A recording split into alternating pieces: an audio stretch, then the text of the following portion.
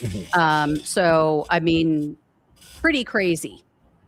Here's what they're saying in this article. This was from the Daily Beast. They said a former Russian military officer has appealed directly to Vladimir Putin, warning the Russian leader of an armed uprising if the country isn't told the truth about the war in Ukraine. In an Instagram video that quickly racked up millions of views on Thursday, Alexander Lunin addressed Putin, warning of very serious consequences if his demands were ignored.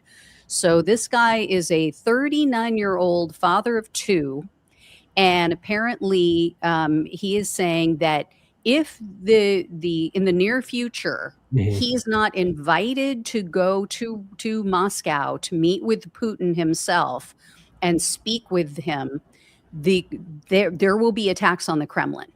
So these are Russians who are like Yeah. sick of fighting. Okay.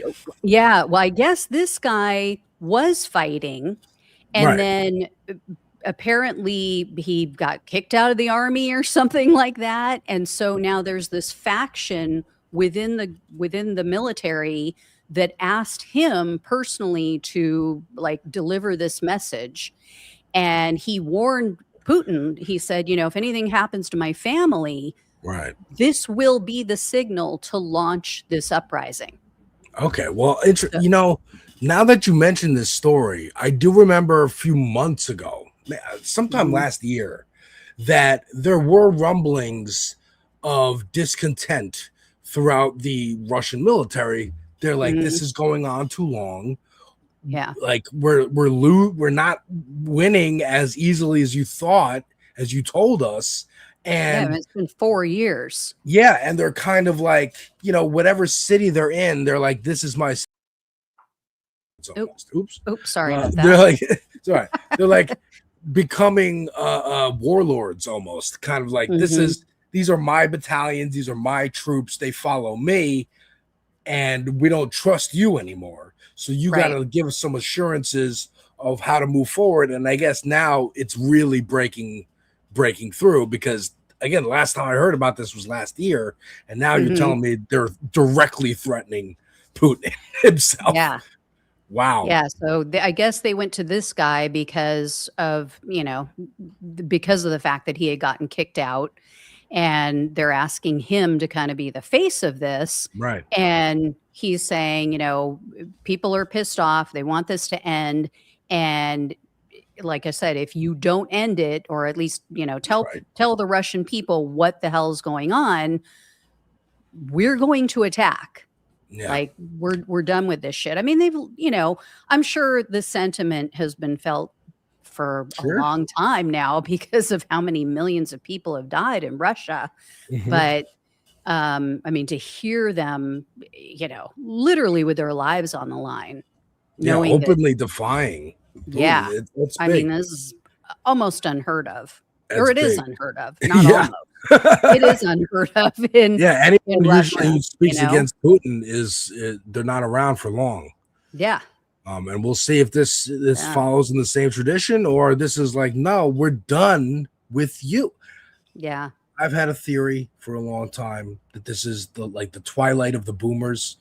That Mhm, Putin and Netanyahu and Trump and these dictatorial kind of they're all trying to cement their legacy, right? Trump yeah, wants America and everybody to love him. Netanyahu wants the Greater Israel Project. mhm, Putin wants the USSR back, right? He's yeah, trying to take as much as he can before he dies because they're all gonna die. They're old. Time marches on. You yeah, cannot live forever yet. Okay. yeah, And I think this is, I mean, we're already seeing the cracks happen here, of course, with Trump. Like, we're all mad at him. And even Republicans are like looking, are we going to JD Vance next or Tucker Carlson or someone else? There's going to mhm, be a life beyond him yeah, because he will die. Like, yeah, he's old. yeah, And, Israel's a different story where, I don't think the IDF would ever go against Netanyahu just simply because they believe in the mission that they're doing. It's not like oh, Russia yeah, where like they might believe in it to an extent, but at the end of the day, it's like a land grab.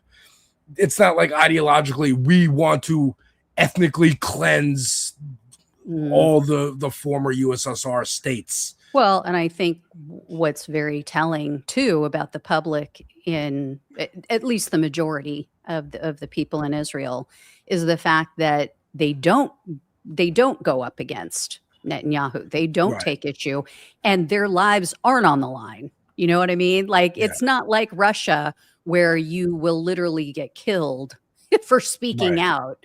You know, I mean, Netanyahu is a sick bastard, but at least he's not killing his own people. I mean, they'll put him in jail.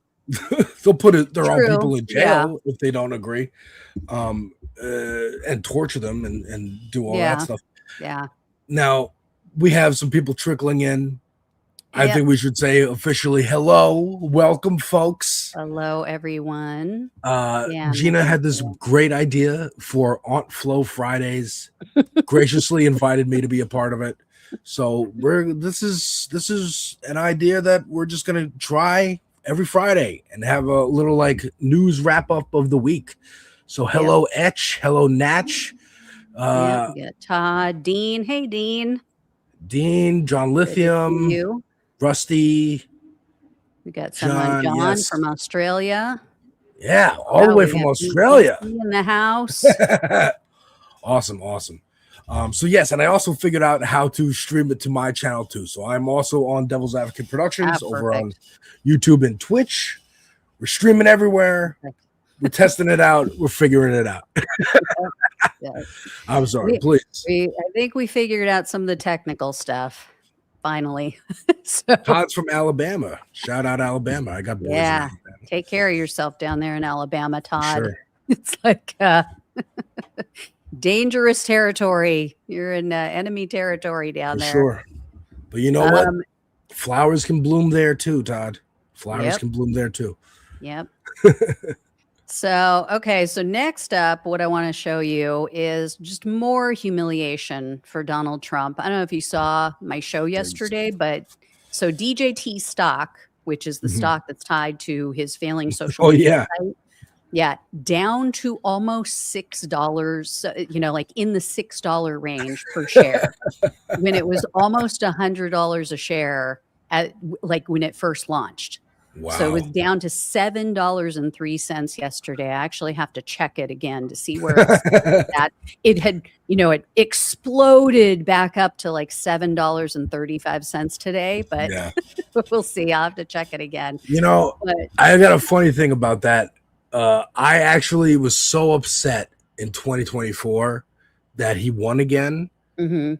The next day, I was like, I was like so cynical. I was like, fuck it. The world wants Donald Trump. America wants Donald Trump. Fine. I'll invest in Donald Trump. I bought a little bit of that stock. Did you really? I bought a little bit of that stock because it was like at the time, I don't know, it was like $10.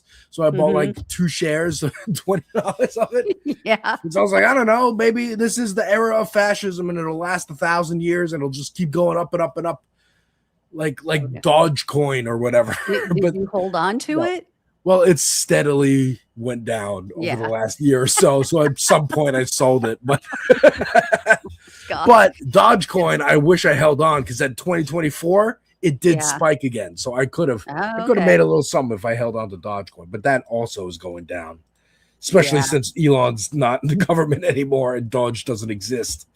Yeah, I guess one thing we could bank on, like literally and figuratively, is that whenever there's something going on with Trump, there are going to be people who are going to buy in initially and pump up the value. Yeah. And then it's going to plummet shortly thereafter. So I guess, we could make a fortune off of it if we wanted to. That's what they think we're doing anyway.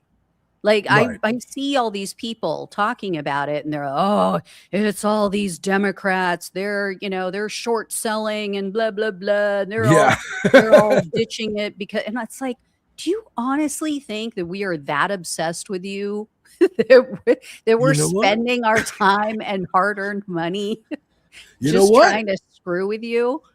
If I knew how to do short selling, that might actually not be a bad idea. I'm not giving financial advice. I'm not a financial advisor. But that actually might not be a bad idea to try and short the Donald Trump stock. I know, right? But here, I want to show you his latest Oh, please. embarrassment. So this is so sad. So they lost electricity. I think this was just today. It may have happened yesterday, but the Daily Beast just published this article, and all of the food court area, like they have this whole food section, My God. just completely collapsed. All the ice cream is melting. This is And then the prices they're saying are like off the charts insane.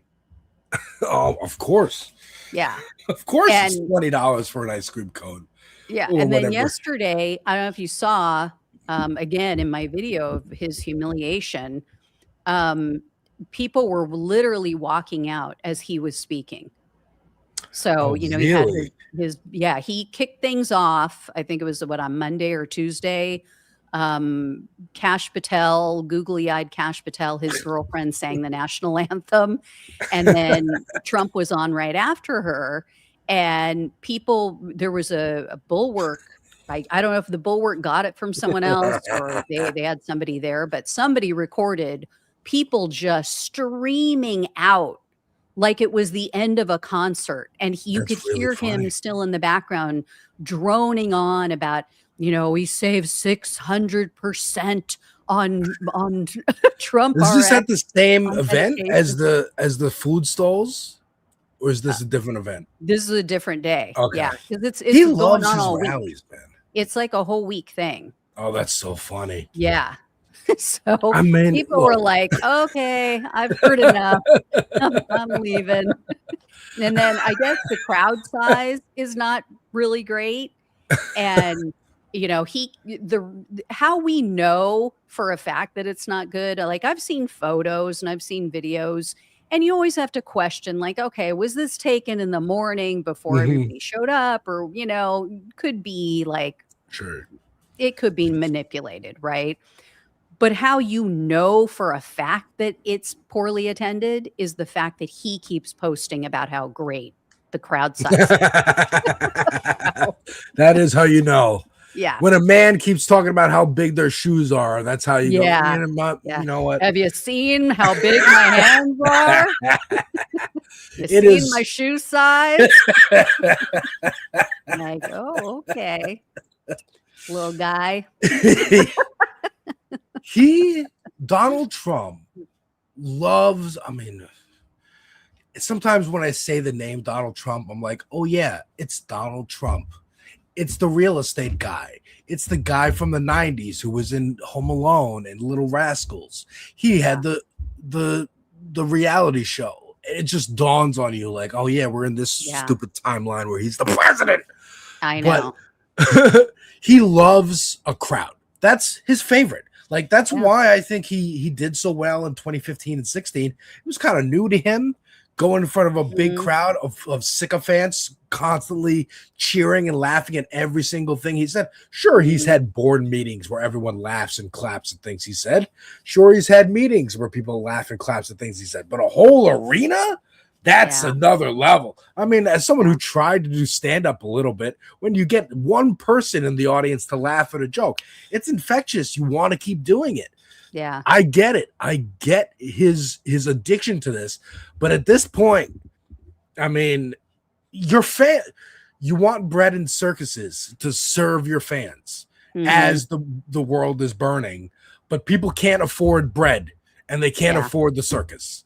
You're charging, as Todd points out, $35 for ice cream. Yeah, I was just going to mention that. It's insane. It's crazy. Well, and think, you know, all these people, or a lot of them, had to travel there, and flights were more expensive because of him, because of the war, because of the costs, you know, rising.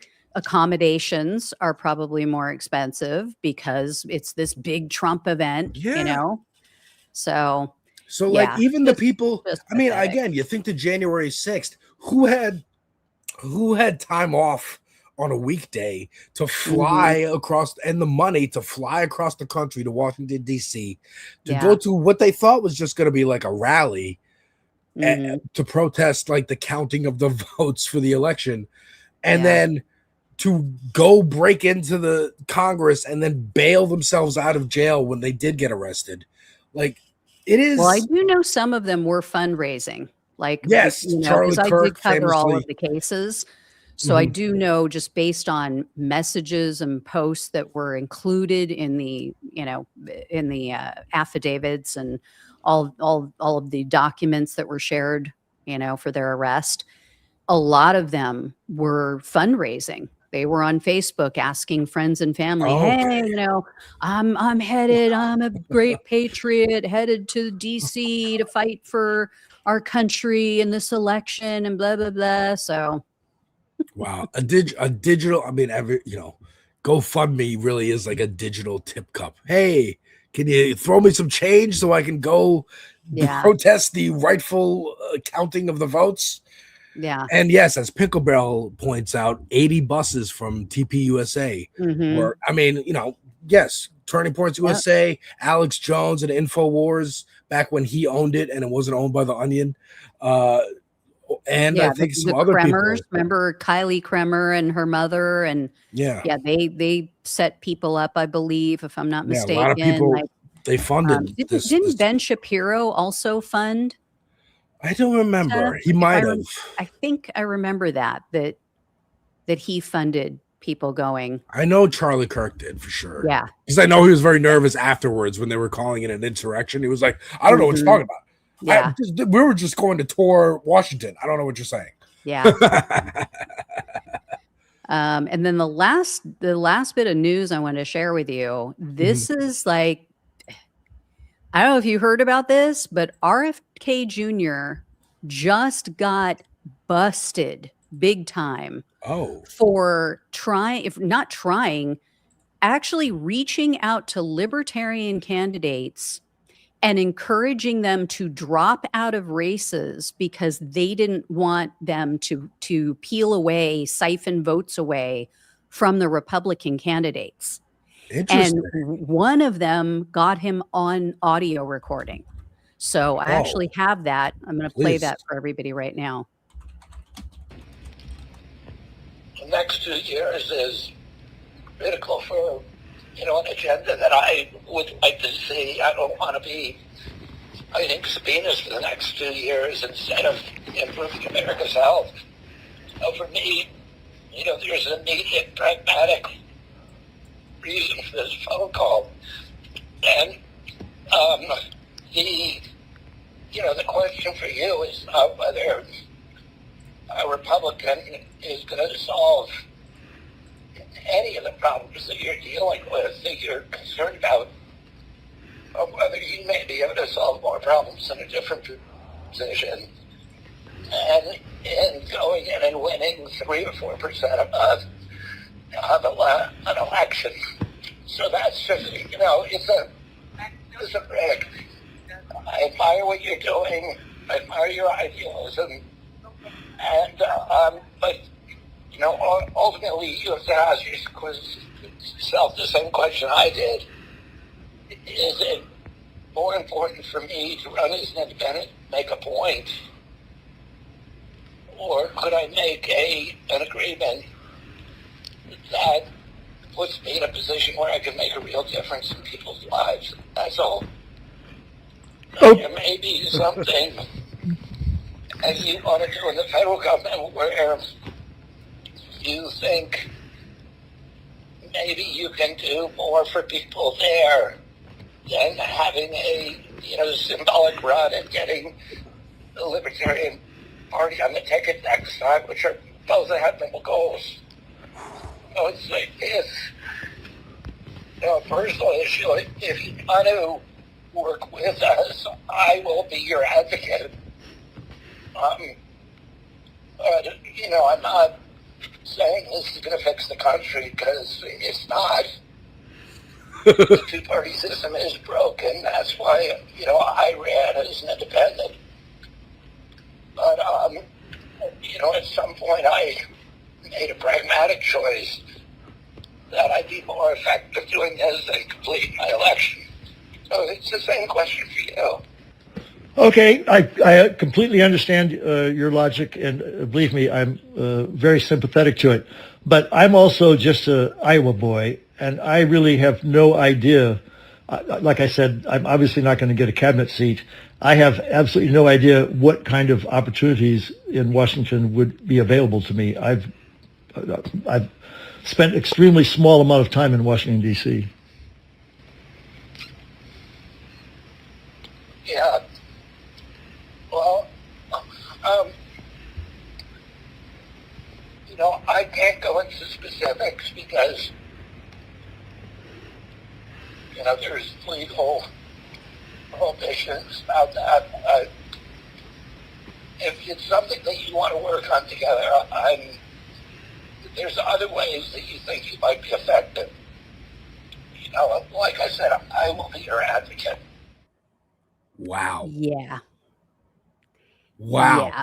Well, as Natch put it, yes, the audio static comes preloaded for RFK. Yeah, I saw that too. It's already a staticky voice plus actual static. Right. Wow. So he gives up the game there at the end. Well, I can't really go into specifics because that would be illegal. So here's what this all pertains to. So there's a libertarian candidate who you heard in there with him named Rick Stewart. This guy is running for Congress in Iowa. And he said, quote, he was very careful about the words that he used, but the whole implication is you help us, we'll help you. They want to get me out because I might pick up 2 or 3%. And if I pick up 2 or 3%, they think it'll come out of the Republican pocket, which it will. Right. It absolutely will, right? Because, Democrats don't really align. Libertarianism there's there's a few things that progressives align with libertarians on, like no, surveillance state and stuff like that.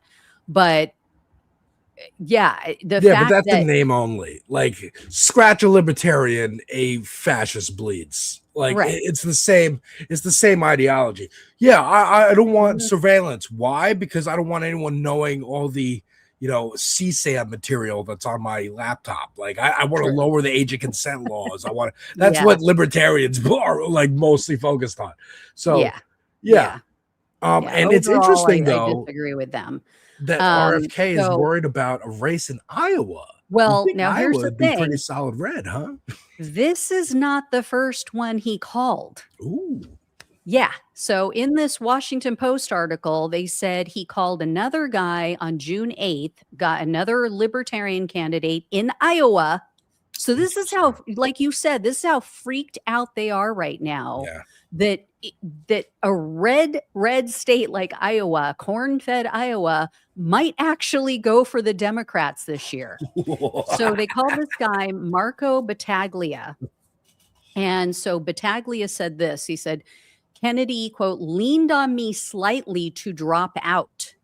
And so Battaglia said he thought about it for a little bit. And then he told him, quote, I don't think your father and uncle would want me to drop out of the race.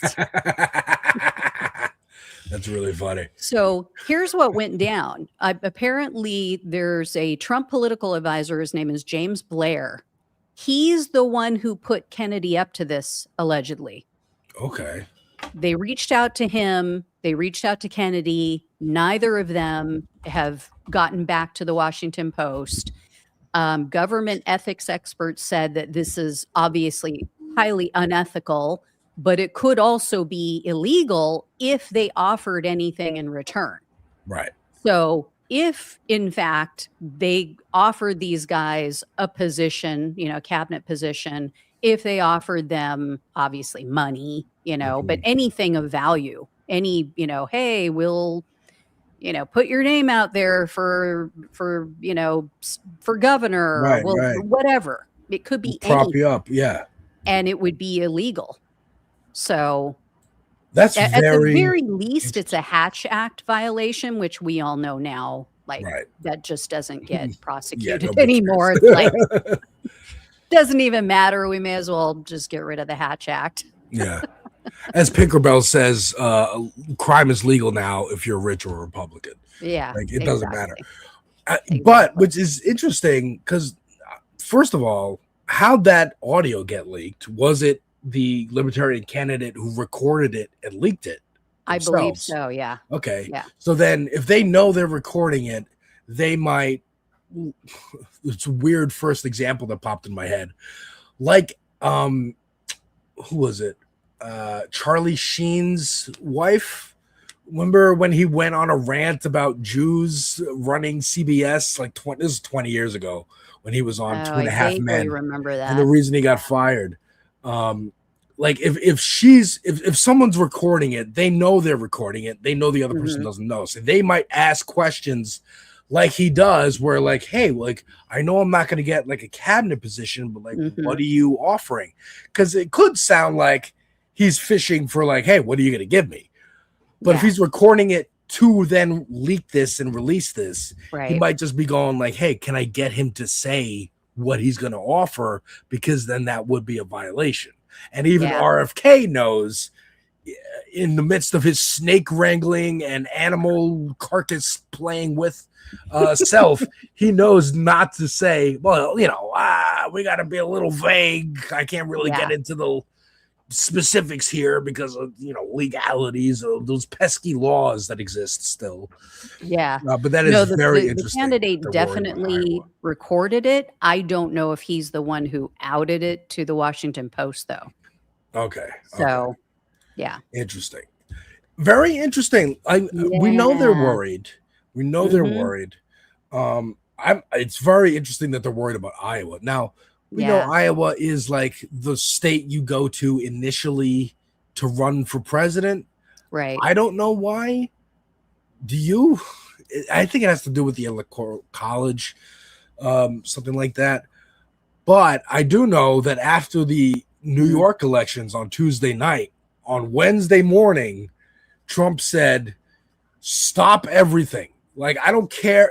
He was having an event about housing. And the chairs were already set up. And he said, we're canceling the event. For the housing bill that they passed. Yeah. We're going to like celebrate this housing bill. Yeah. And he said, cancel everything. I don't care. I just want the SAVE Act, the Save America Act, which is the Anti-Voting Rights Act. Yeah. Because they're terrified. Basically a bill or what they want to pass so that women can no longer vote. Right. You know, especially women like me. Like I am the poster child against that SAVE Act, because number one, I was adopted as an infant, so I don't have an original birth certificate. Oh, right. Yeah, I have like the black and white. I forget what the name of it is, but it's not. Is that a cat or a dog behind you? That's my dog, Rune. He's getting cozy. So cute. He's getting cozy. So yeah, I don't have the type of birth certificate that you need to get a real ID, because I tried.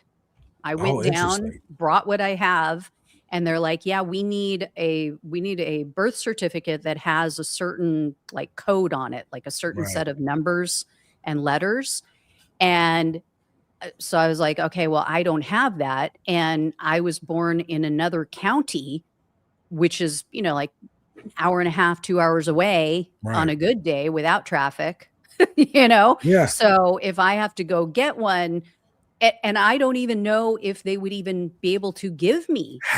If they have the records, even, if it even still exists. Yeah. If they're even legally allowed to give it to you, like you're saying, or they'd have to give it to your biological parents. I could take off a whole day, drive out there, stand in line, and they just tell me, sorry, what you have is all you get, right? And so, and then to make matters worse, when I got married, I hyphenated my last name. Right.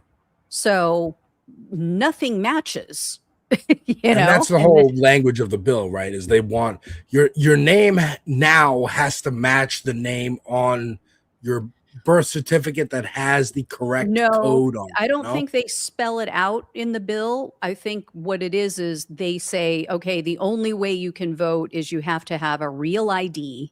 You can't just use like a regular driver's license, or you have to use or you have to get a passport, I think. Oh, that's crazy. So Yeah, That's you know, crazy. a few different ways, but everything is like time, money, you know, more hoops and more hoops, especially Yeah. for women, especially if you're a married woman, if you changed your name, you know, especially Yeah. for me because I was adopted. So it's just like, and I tried to, because I see Pinkerbell. I'm in California. You can request your documents online, Mhm. not if you're adopted. So Right. I went on. That's the first thing I tried to do because I saw when I looked up, you know, trying to get a real ID, I tried to do this like literally just a year ago. And I tried to request my birth certificate through their online system. And they were like, nope, sorry, That's you're going to wild. have to contact the local office Yeah. and see what you can do. Because the crux of what this bill is yes, we want to like screw, maybe black people who can't have don't have birth certificates because of systemic racism and just paperwork that didn't exist then. We want to disenfranchise women, especially Mhm, because women don't usually vote for us, or mhm. they do. White women do typically vote for Republicans, Yeah, just in less numbers than straight white men. So what they right. want is the straight white man of the household to be able to vote. They've Mhm. been talking about that openly. Maybe Yeah. we should just have one vote, one household. The man Mhm, decides what the entire house is going to vote for. And we even had those I remember those ads when Kamala was running that was mhm. like a bunch of white people going to the polls and the women kind of like nudging each other, like we're going to go in there and vote for Kamala, and then when we come out, we're gonna tell our husbands, yes, we did the right thing for America, blah blah rah rah rah. Mhm. Basically trying to say, hey, women, your vote is your vote. Don't worry Right. about it. Like appealing to women in abusive relationships, Right. but but now the Republicans are like, well, no, you don't even get to do that then. How about that? Mhm. How about fuck you? How about no more voting at all? Period. Mhm. And that's why they want to pass the Save Act, because then passing this act would then just allow the rampant abuses to be even more, right? So like whatever they're Right. doing now to disenfranchise you, then they can legalize that, and then they can push it further with Oh, more yeah. illegal It's stuff that they're always just not like a going to little prosecute. here, a little there, and before you Yeah. know it, I mean, that's been Trump's whole Yes. presidency, or not just his presidency, but since he launched his first campaign. Yeah. It's just a little bit and a little bit more and a little, and like it's the boiling the frog, you know? You Yeah. I mean, just I don't think realize how far it's gone till it's too late. matter of fact, I'll send you this clip just because it's pertinent to what we're talking about right now. Um, JD Vance was on some podcast or something talking about Nixon. Mhm. And I don't know if you saw this here. I'll send it to you in the Oh, private I saw a chat. bunch of backlash to it, but I didn't look into it because I was Yeah, too so busy. throw this up because this exactly what you're talking about. Let's see Um, here. he's saying Would be the last basically, one? yeah, it'll be the last one. Okay. He's saying Nixon, Watergate wouldn't even be like a 10-hour story nowadays. Oh, Jesus. All right. Let me see here. I have never shared my screen before, believe it or not. Really? When do you to throw up graphics? Yeah, I do screenshots and I preload everything. Okay. I do it Well, yeah. old fashioned way. Yeah, you'll click that. Look, we're doing it live, folks. We're doing it live. Yeah. You'll click the little plus button that has the screen with the plus in it. Oh, no. You'll click present. You'll click share screen. I don't think we have the same screen. No, Yeah, when I click the plus button, it says new layout. new layout. Okay. Yeah. You don't see like a little symbol that looks like a computer monitor with a plus in the middle? Oh, down at the bottom. Down at the Okay. bottom. Oh, there it is. Okay. Let me bring this up. Problem is I have two monitors, so I'm not sure where it's going to come up. It's all right because you click share screen, you'll pop that, you'll share it, and then it should appear down below in the backstage. All right. Let me see. Folks, we're figuring out technology together. That's what we're doing. That's what we do. That's what we do on streams. It's leftist audio. It's leftist streaming. We figure it out on the fly. I was watching Hassan on election night on Tuesday. Yeah. This is Hassan. He's got money to pay somebody to follow him around with a camera, but yet not enough to have extra batteries for the camera because he kept running out of battery. And they kept ending the stream and they kept restarting. Like, funny. dude, you can have two people with two cameras with bags full of batteries.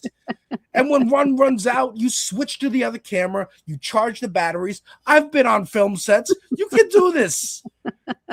You have the money, Hassan. Get it together. If you move to New York, give me a call. All right, I figured it out. I got JD on a different screen so that I can still control everything. All right. So here we go. Can you see it? Can you see him? Not yet. You're going to want to, There we go. There we go. Perfect. Yeah, turn the sound up. Oh, you got to, okay. When you share, there's an option for audio on or off. So you gotta like X this out, get rid of it, and then reshare it. And then there'll be an option, share a screen, also share audio tab. It's the bottom right before you click share. Or also share a system audio or something like that. Yeah, it's on. It's on? All right. Give it another shot. That's weird. Yeah, because I have it. But here, let me see. Okay, let me try it again.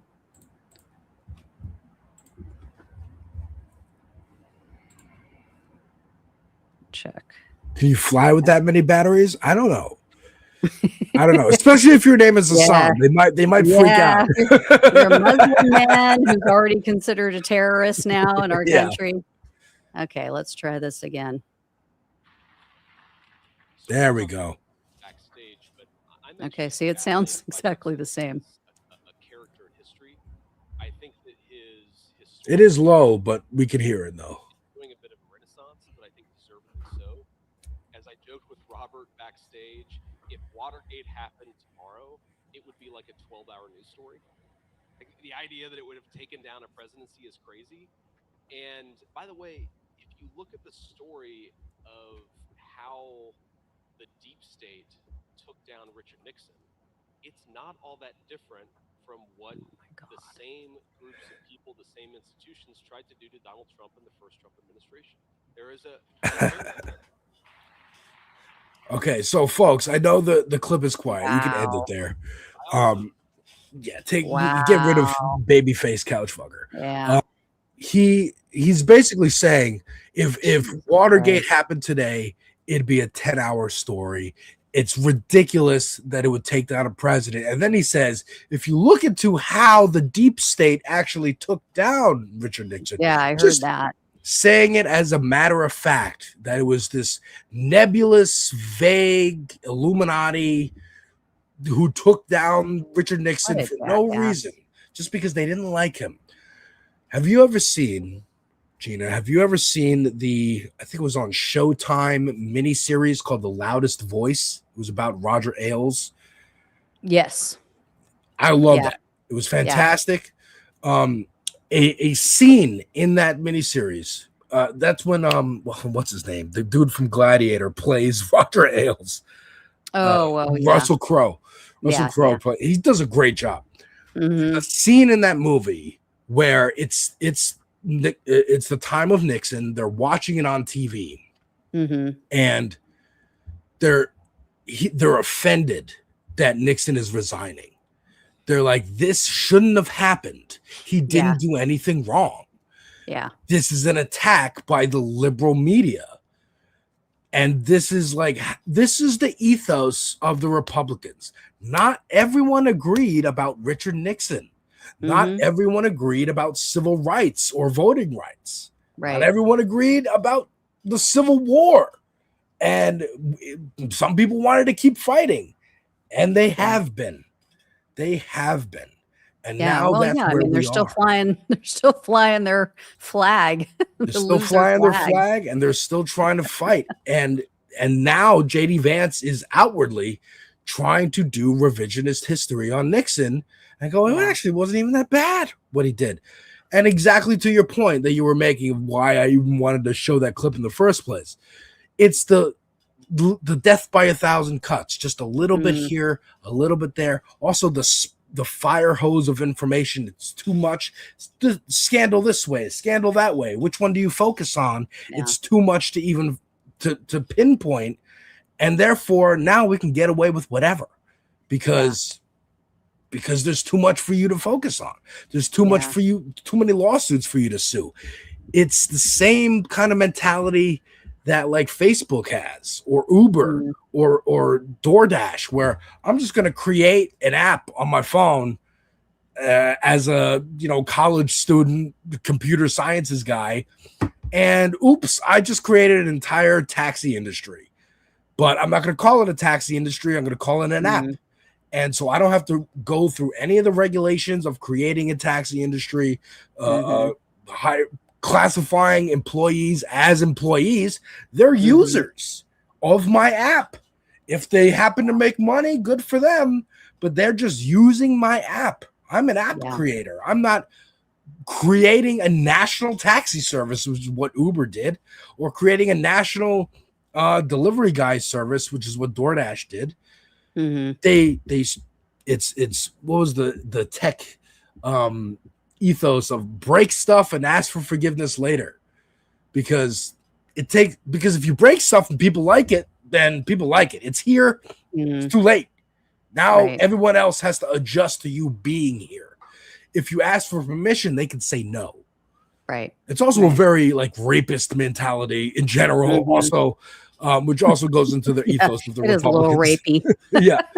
Ask for permission. I think we all feel violated by these companies. Exactly. And and I wouldn't read too much into him getting applause. I mean, that was at the Nixon Library. It was literally at the Nixon Library. Yorba Linda, California, where I lived for over 20 years, and highly, highly conservative area.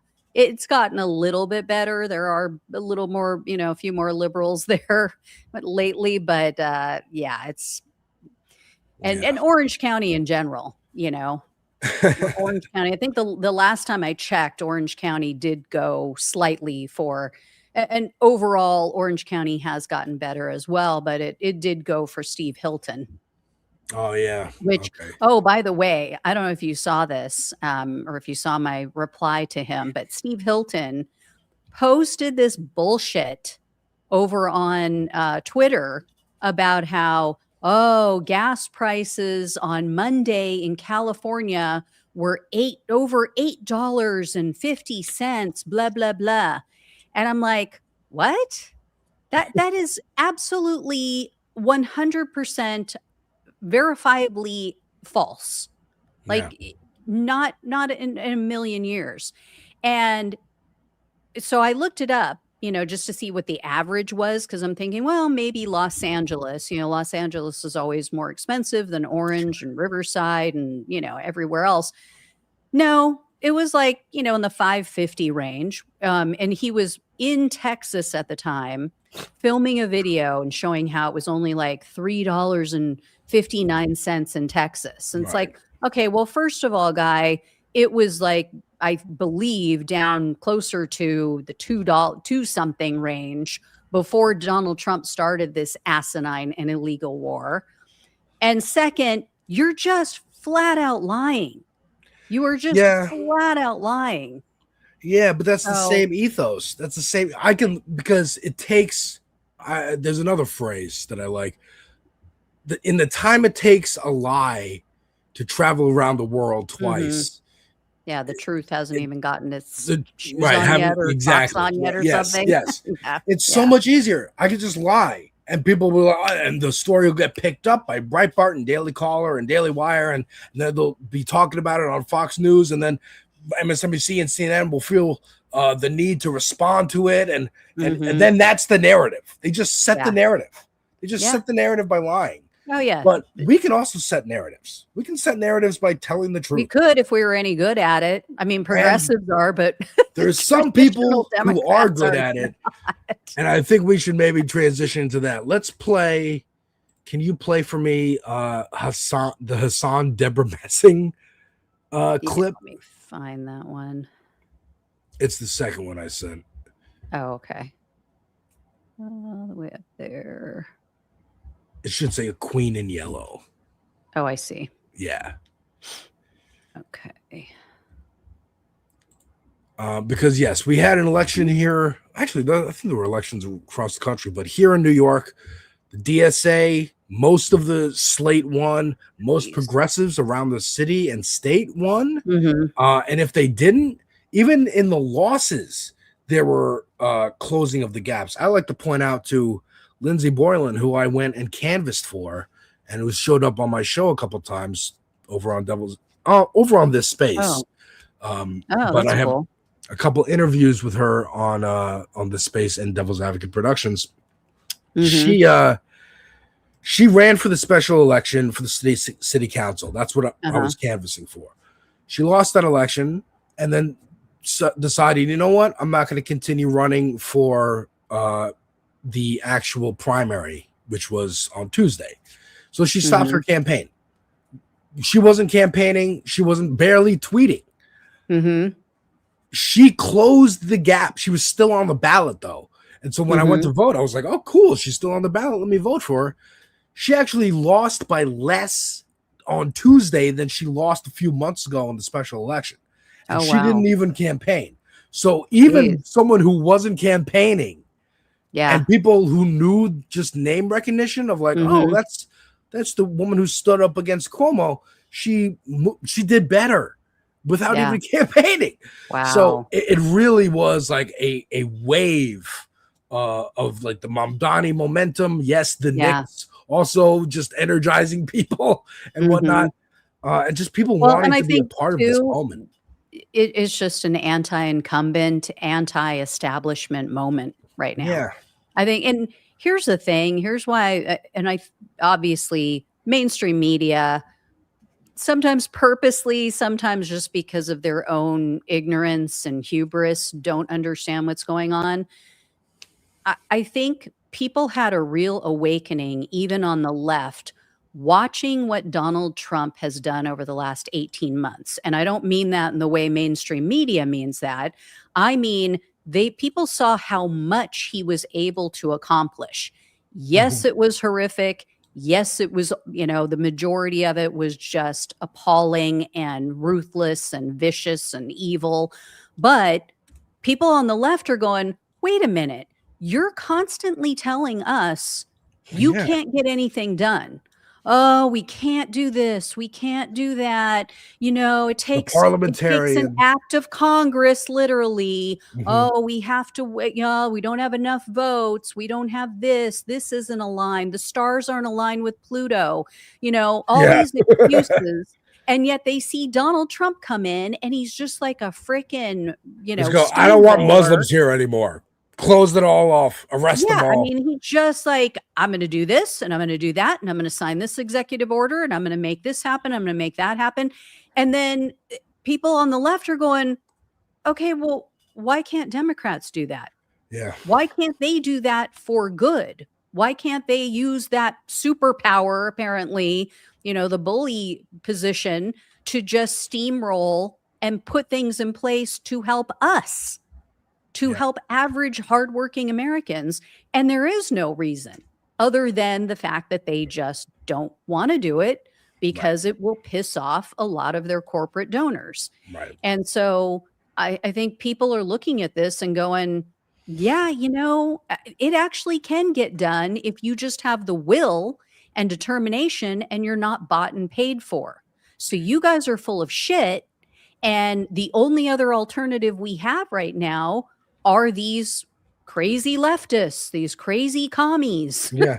you know? Who just happened to have been right about almost every domestic and foreign policy issue of the last 20, 30, 40 years. Yeah. Maybe we should actually listen to those people. Yeah, It and dawned on me. I'm sorry, go ahead. Oh, sorry. I was just going to say, and I would encourage everyone, like if you're talking to someone and they say, you know, oh, you communist this and socialist that, ask them, what is a communist? Yeah. And then just stop. Don't say anything else. This is where people go wrong in conversations or when you're having a debate. You will get more out of someone by not talking. You will get them to have to come to an answer, come to a conclusion, and change their own mind in real time by you just posing a question and letting them ruminate on it. Because then, they will realize, actually, you know what? I don't know what communism is. I Or don't if they know do, what. if they have an answer for you, you go, where'd you learn that? Where'd you hear that? Yeah. Where'd you get that from? Or you say, let's look it up. Let's see if you're right. Yeah. And then you just show them, you 'Cause know? most of the time what they're defining is fascism. Yeah. Yeah. They're defining authoritarianism. You know, they go Venezuela. Well, they'll give you they'll give you some vague answer maybe. Yeah. You know, but they can't literally tell you how the mechanisms of government work in communism. Look, and how fair, you know corporate ownership works in communism Yeah. or in socialism. Like they don't, you know, and there is a little bit of overlap on the two, but you know, there are two very different platforms. And I guarantee if you ask them to define what is communism, literally textbook definition, what is it? Or what is socialism? They cannot tell you. They have no clue. And But to be you fair have to to those just people, ask the question and then sit back to be and fair to those people, allow. neither could I. I couldn't tell you either. I don't really know.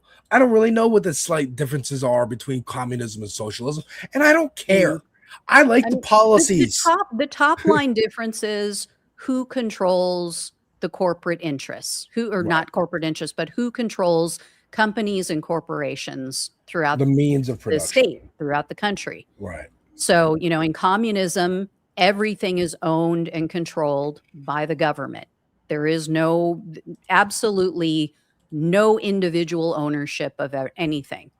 In I was going to say progressivism, but in socialism, it is largely the people have an ownership interest in business, in all the businesses. Right. So it's like a collective ownership.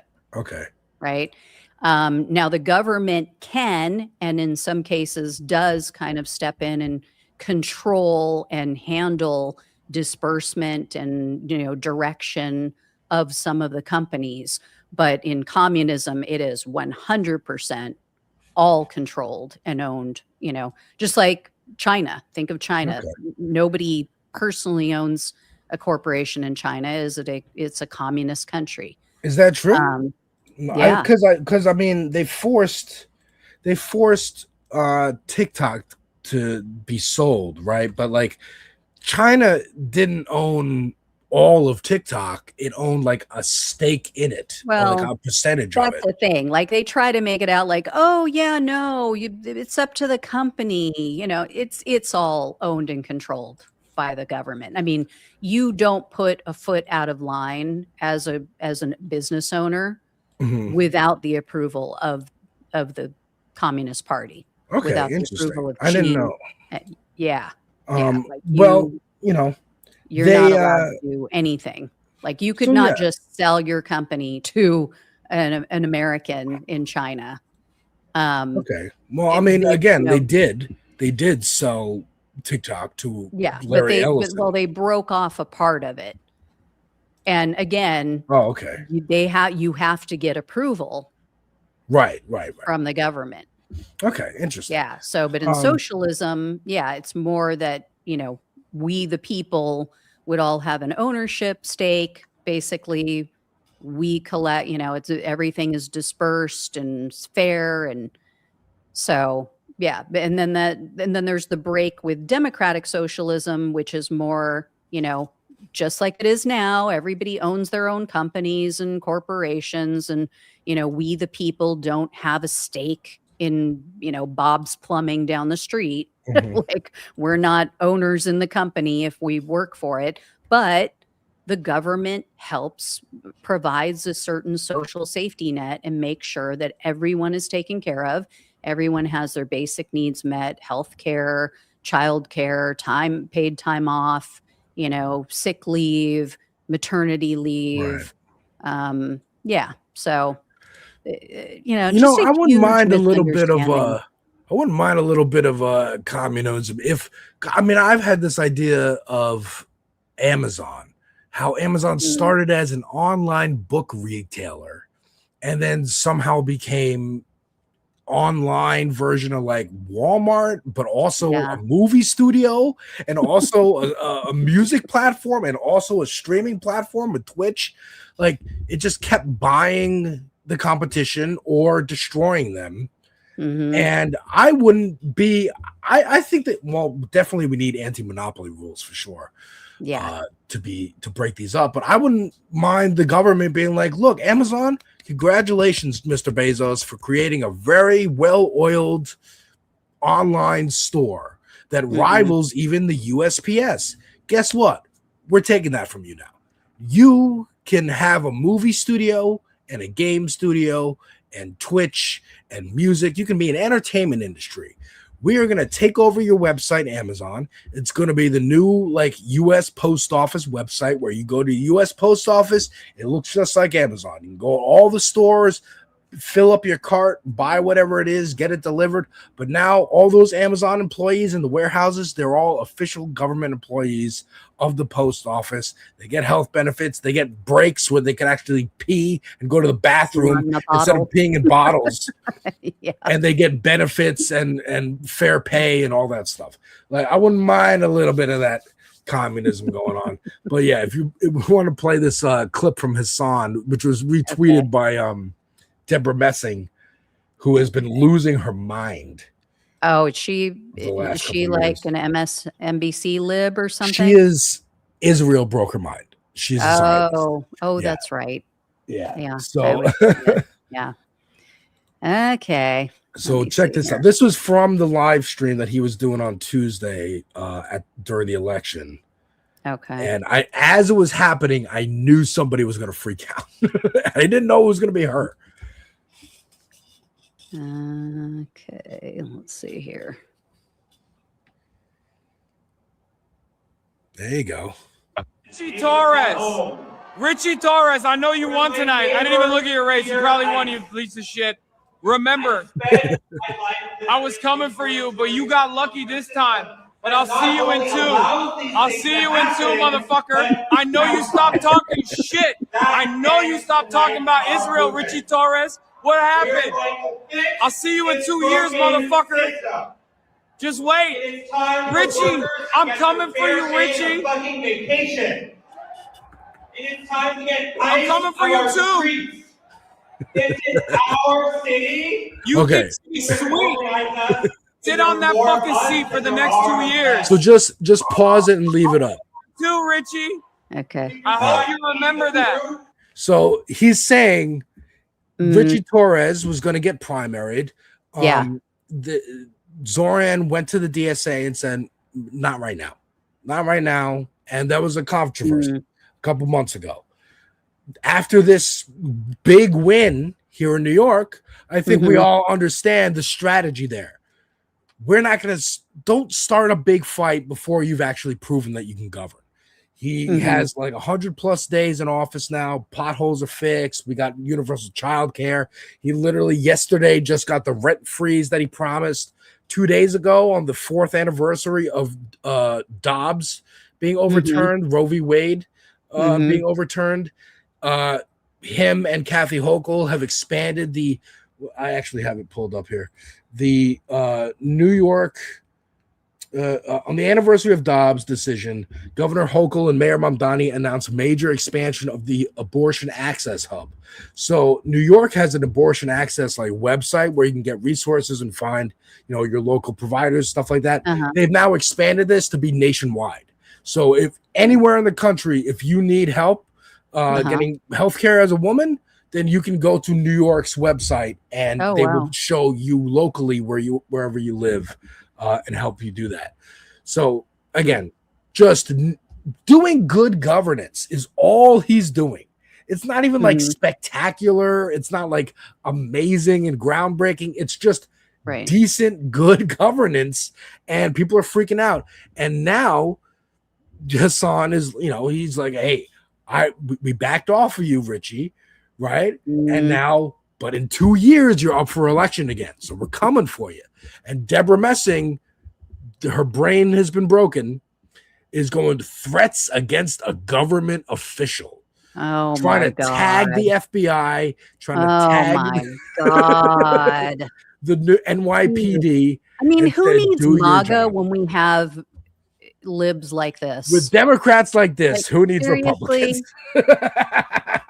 Jesus Christ. You got MAGA turning us in. Oh, they're threatening Trump 86-47. And then Deborah Messing is jumping. I mean, Jesus Christ. Wow. In the midst of those poor folks in Texas who were protesting an ICE facility getting charged 50 years in prison for graffiti. Putting off fireworks, they are trying to make examples of people. I wouldn't be surprised if they are gunning for Hassan. Here's the thing, and this is what I posted on Twitter about that. Next Dem president will give them a pardon, just like Trump did. They better be part of the platform, just like Donald Trump did with the January 6ers. They need a pardon for all of those people. Because I don't want to hear we're turning the page and blah, blah, blah, blah. Fuck that. Just same thing with Obama, where Obama promised to close Guantanamo. Not one word about it since. Didn't go after the big banks. Didn't go after the banks. Literally bailed them out. Wrecked millions of lives all over America, including mine. Right. Me and my husband both were working in the mortgage and real estate industry at the time. Oh my Lord. We had just opened a mortgage bank a year earlier. My gosh. Put all of our life savings into this business, and it's just gone. A friend of mine's brother opened a gym right before COVID happened. Oh, geez. Same kind of thing. They've been fucking us for 30 fucking years. Wow. Now, the last clip, because I know we're going a little long. We started a little late. Don't worry. I'm good to keep going. I don't know about you. But the last clip I just wanted to show is the first one, the Alyssa Slotkin. It should say socialist agery. Jesus. She's but this is a surprising clip. This is a surprising clip. Oh, really? Yes. Okay. Surprising in a good way? Yes. Oh, God. I'm with Stephen A. Smith. Yeah, I know. He's turned into Deborah Messing. I talk about this. What the hell happened to him? First of all, folks, if you don't know who I am, I'm Alex. I'm the Devil's Advocate. I talk about movies, music, TV, video games. Oh, yeah. On my channel. So sorry. And don't worry about it. We were so jacked up with our. I know. We're into it. We're getting. Come on. Proper introduction. It's on Flow Friday. We're flowing. That's right. We're in the flow. We're riding the white pony. So I have a couple reactions of first time listening to Kanye West, first time listening to Jay-Z. And in those reactions in particular, I'm like, Kanye was always this guy. Whatever he is now, he was then too. And you can hear it. You can hear the narcissism. You can hear the the narcissism. God. I might be God actually. And Stephen A. to me has always been this guy. He's always Really? been a narcissist. He's always been like, Yeah, I he's know always better been than full everybody of else. himself. And Mhm. I think you kind of have to be to be a host, and Yeah. people like leaders, and they like people who are sure of themselves and sure of what they're saying, and opinionated. But Yeah. he just, like, his whole position seems like he changed. Like, he used to be so anti-Trump, it seemed, and then now he's just like, yeah, well, he's not that bad. Yeah. But so did MAGA's okay. It's so like, did Bill what are Maher. you talking about?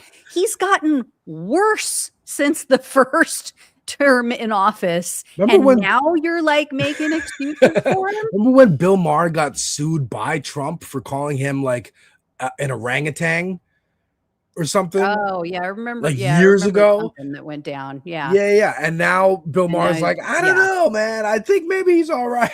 yeah. Now he's spit shining Trump's undercarriage. Yeah. Jesus. Okay. So Yeah. So share this throw one. up this slacking thing. What did I do? You did it twice. You know how to do it. No, I know. I was still sharing the Hassan one. Oh, okay. Okay. All right. Here we go. All right. So check this out. First of all, our political system is ill, and both parties are just unwell. Wow. Certainly, Democrats got shellacked in 2024. I was in a swing state. I won that same year, and to me, it was very simple. The Democrats had a million priorities. They tried to make everybody happy. They tried to answer every single question. And when you prioritize nothing, no one knows what you stand for. Donald Trump came in and he said, I got one thing I'm going to do. I'm going to make your life more affordable. I'm going to put more money in your pocket. And he won because he kept it simple and he focused on the primary issue that the American public actually wants answers on. Democrats got shellacked, and we haven't fully gotten back on our feet since then. There is every single day a debate going on in the Democratic Party. And for me, this is why I'm a big believer in just new leadership, significant change. The old models do not work for people, and that includes in the Democratic Party. When you say new leadership, what do you mean by that? You're not just talking about Trump being out of office. You're talking about new leadership within the Democratic Party as well, are you not? Absolutely. Yeah. Absolutely. I think since Biden was in, like, we need new leadership in the White House, the House, and the Senate, and on both sides of the aisle. That includes Democrats. Okay.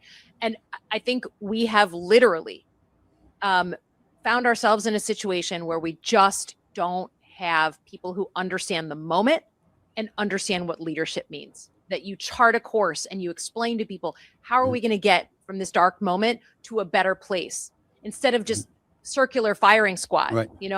Dem on dem violence. No one is talking about what they want to do. And that to me is a fundamental of leadership. Now, Senator Slotkin, you do know, I want to make sure that I give you cover here. Let everybody know. Let me make sure you're clear. When you talk about new leadership, well, Hakeem Jeffries is the Democratic leader in the House, and Chuck Schumer is the Democratic leader in the Senate. When you talk about new leadership, that would mean they're out in favor of somebody else. Is that what you're saying? I'm saying if people can't understand that the game has changed, I mean, this is you. You're the sports guy. If people can't understand that the game has fundamentally changed and they can't adapt, then they need to let others lead.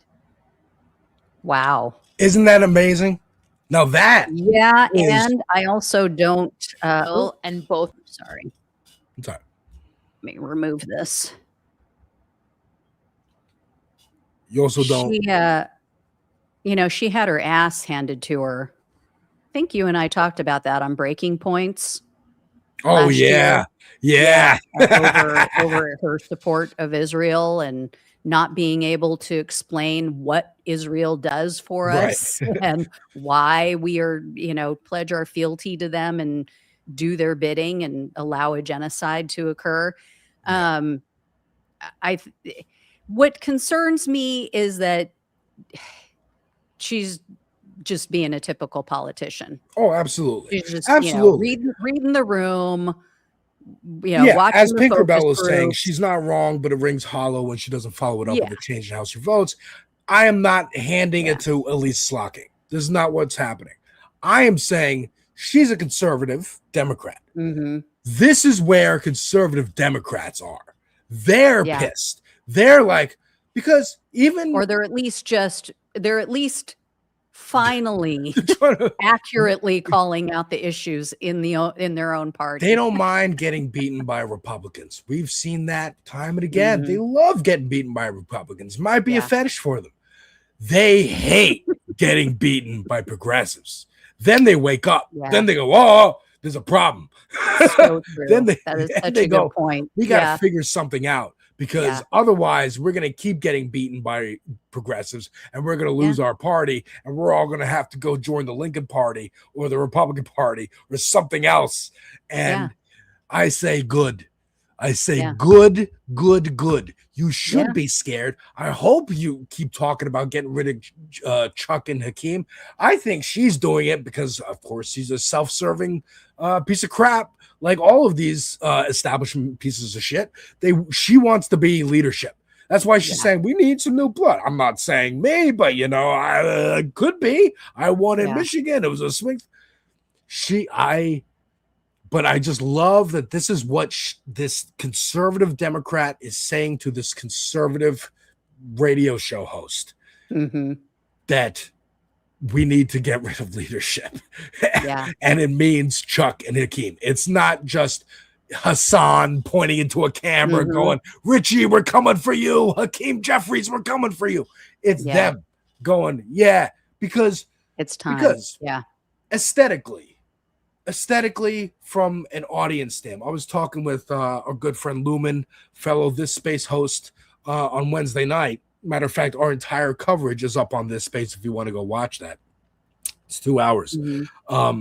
We were talking about how I just lost it. We were just talking about how they want to get beaten by Republicans. They're terrified of progressives. They're terrified of actually having to govern and deliver for people. But in general, just like people who aren't paying attention to politics, they saw in 2016 this big upset. Everyone expected Hillary to win against the clown that was Donald Trump, and it was a big upset. Oops, he won. What are we doing? What are we doing? We're saying it was Russia. It was Russiagate. We're saying he's illegal, and we're going to have lawsuits, and Robert Mueller is going to get him one day, and he's going to end up in prison like the end of The Godfather, and they're all going to go to jail. Or we're going to show up to Washington in our pink hats, and we're going to march and show how upset we are.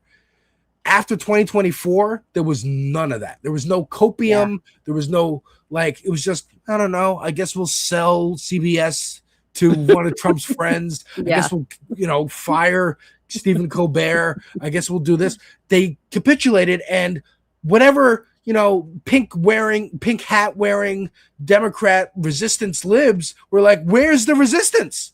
There is no resistance this time. I guess it's just bowing, and we don't like it, and they don't know where to go. So now there was a lot of just acceptance that I saw on mainstream media after Trump's win in 2024 of well, I guess this is where the country wants to go.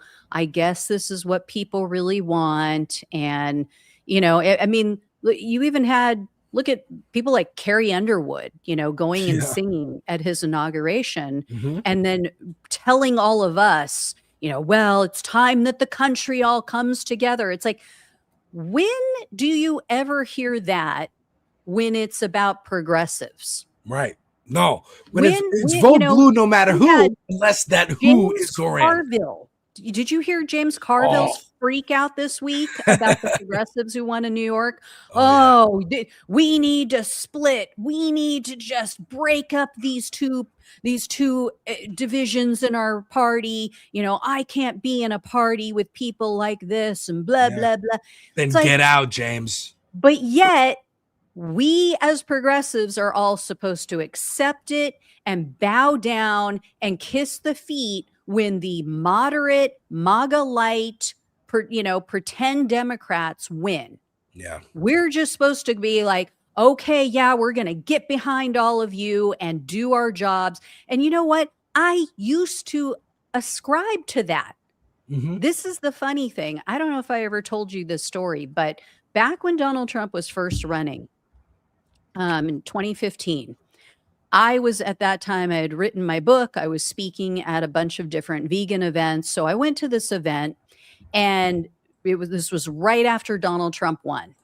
And there was this young guy there, and it was a hardcore, still is hardcore progressive. I thought I was pretty progressive, but I think at the time I was more of an MSNBC liberal. Mhm. Used to watch it, every night. Rachel Maddow, listen to the podcasts of other shows. Yeah. So I'm listening to this guy, and he's saying, yeah, I didn't vote for Hillary. And because I voted for Bernie. I was a total Bernie bra. Yeah. I was like a total Bernie chick.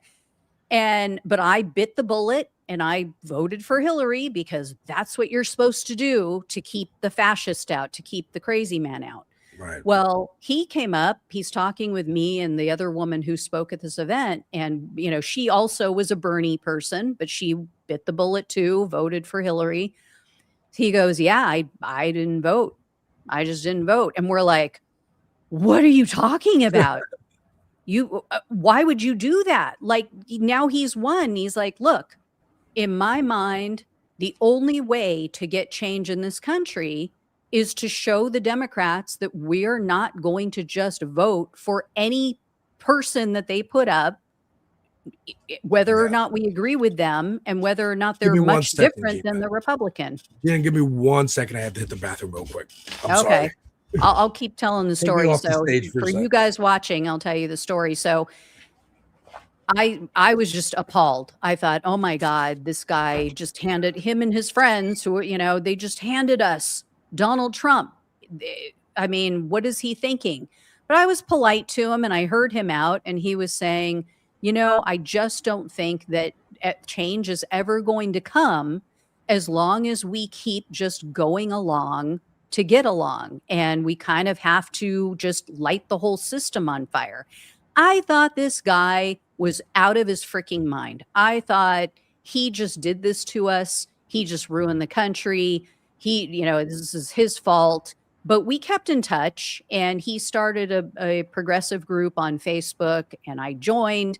I even kind of threw out there, as Donald Trump was ramping up his Muslim ban and a few other horrific things, that, are you guys happy now? Like, are you guys happy with what Donald Trump is doing?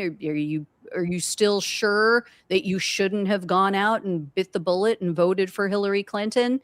And I got a lot of pushback, and he stepped in and he defended me. He was like, hey, no, Gina's cool. Don't give her too much shit, but she's just coming around to the progressive thing. And here I thought I was a progressive at the time. But yeah, you start to realize, and I don't know if you guys caught this, you can let me know in the comment section, but Jennifer Welch had Hassan Piker on about, I would say 2-3 months ago. And they had this very conversation. And he asked her, because she's always just votes blue no matter who, does what I did in 2016, bit the bullet, voted for Hillary, bit the bullet, voted for Biden, even though she was more of a Bernie supporter. And he said to her, do you think that makes the Democratic Party take your vote for granted? And it was like, you could see the reality just wash over her. And she realized, yeah, that's exactly what they do. And this is why Donald Trump has been able to co-opt the Republican Party in a way that a progressive has yet to be able to co-opt the Democratic Party. This is why Donald Trump gets to do whatever the fuck he wants to do and sign all kinds of EOs and steamroll over Congress, and congressional Republicans don't do a damn thing. It's because he has shown, and his voters have shown, yeah, you're not going to take us for granted. We will hold you accountable. And if you don't put up candidates that we want, who are going to do what we want them to do, then we are not going to vote for them. We are okay with losing. We're okay with the Democrats taking over for 2 years or 4 years or whatever the hell it is. On the Democratic side, we could use that same power for good. They're using it for evil. We could use it for good. We could use it to put somebody in charge, like a Bernie Sanders, who will actually implement things that will help the American people. Paid leave, paid time off for when you have a child, paid childcare, like what Zoran Mamdani just did in New York. The New Yorkers are just in love with him now. You could have universal basic income. We could have all these social safety nets. We could have Medicare for all or some sort of universal health care program. But we have to be able to shoot the hostage. We have to be willing to shoot the hostage. We have to be willing to say, you know what? Okay, you want to keep serving us these slop candidates? You want to keep giving us Gavin fucking Newsom's, the guy who right now is fighting against a billionaire tax. I just saw Ro Khanna this morning. He was on Breaking Points. And Ro Khanna said he has had conversations with Gavin Newsom, and Gavin Newsom is against a billionaire tax here in California. He is standing in the way of it, fighting against it. So, that's who he is. He is always going to side with the billionaire class. He's always going to side with the big money donors. He is just the typical corporate Democrat who's never going to be for progressive values. And he pretends, he nibbles around the edges and he pretends, hey, Alex, welcome back. Hey, sorry, I had to run out. Yeah. No so, worries. But yes, I was watching the whole time. I used to think like that. I was Jennifer Welch. Yes. I 100%, we were on the same track. Like, don't rock the boat. Don't, oh my God, you have to go and vote because I'm so afraid of who might get in. And then look at what happens. We end up with Donald Trump twice anyway. Yeah. And I think the point you were making, because I was watching the whole time. I'm sorry, folks. I had an emergency. I had to come back. Now, I think the point you were making about, we have to be willing to shoot the hostage. I think that's the crux of, I think there was an argument between Sam Cedar on the Majority Report and Jimmy Dore, who used to be on TYT, it's a stand-up comedian, terrible comic. He was saying in 2016, don't vote for Hillary. I hope Trump wins because then if he does, it'll make everything so much worse that then we'll have like Bernie in 2020. And he was wrong. Sam also brought up the idea of like, well, what if Supreme Court justices die, and he said, well, that's as likely as the moon falling into Lake Michigan. And then we had 3 of them leave, and Trump replaced 3 of them. Now, the argument of voting for Hillary, just holding your nose and voting for Hillary, I understand. If that's what's in front of you, that's the only option. It's between this or this. It's between eating. I mean, Nina Turner put it in a great way. Yeah, Do you want to eat a full plate of shit or a half plate of shit? Yeah, I think she said a shit sandwich. You're gonna eat shit either way. It's gonna be a full plate of shit or a half plate of shit. Which one are you gonna do? I get it, but up until the point where you have to sit down at that table and eat that plate, you can try as many ways as possible to not have to sit at that table and eat that plate of shit. Just like that conversation you were talking about with Jennifer Welch and Hassan. Now, I kind of see you as the California Jennifer Welch, and I kind of see me as the New York Hassan. I know, inflated ego. But we're kind of on the same page here, where I think maybe Jimmy Dore Devil's advocate. It's the name of my my brand. Maybe he was right. Maybe he was right but after 10 years, because it's been 10 years. Yeah. Like 2015, the dude came down in the escalator. So it's been 11 years actually of him being in our face all the time. Here's what I think. Mm-hmm. I think the reason Trump got away with it the first time and people didn't realize it was so bad was, number one, he was riding Obama's coattails on the economy. Yeah. We had, by that time, the economy had come out of a tailspin. We were on an upswing. So people didn't realize. Two, COVID saved him because everything shut down. Yeah. So if it had been able to proceed, and three, he had decent people around him at that time still who would tell him no and stop him from doing all of the asinine things that he's now done in this second term. I wouldn't say decent, but I would say like more clever people. More logical and legitimate, and they knew what they were doing. They knew how to do the evil shit in a more effective, undercover, subtle way.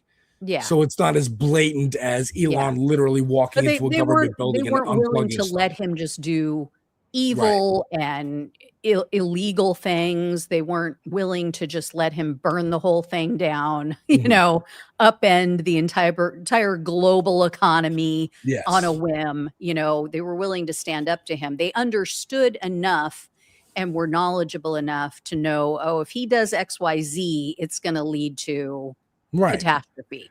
And these people that he has now are just the biggest freaking morons on the planet. Yes. So, and they're the biggest kiss asses. So they just let him do whatever the hell he wants because they don't, they want to. Because they're not letting him. They're there at his best. Yeah. And they're all grifters too. And they want to get their little cut and they're making money off of all the insider trading and all the other crap. But I think that's why he got away with it the first time. Mm-hmm. Whereas this time there is no cover. And I said the day after he won the election, he's going to have to show his work this time because the entire government is Republican controlled. Mm-hmm. So whereas in the first time, it wasn't this bad. Republicans weren't willing to just bend over for him like they are now. That was another factor. But here's the thing, and I did see someone in the chat say, accelerationism doesn't work in their opinion. Mm-hmm. I used to be of that mindset. I'm not necessarily an accelerationism, proponent, but here's what I think. I believe I know this based on what we've watched over the last 10 years. If we keep putting up these milquetoast, feigned helplessness victims, like we see, like these corporate Democrats who don't want to upset. And somebody in the chat said, "Lady, do you think you could do better?" Yes, I absolutely do think I could do better any day of the week.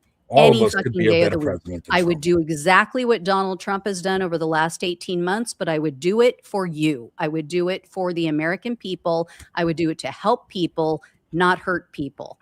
So that's the difference. But thank you for the question. Anyway, here's the thing.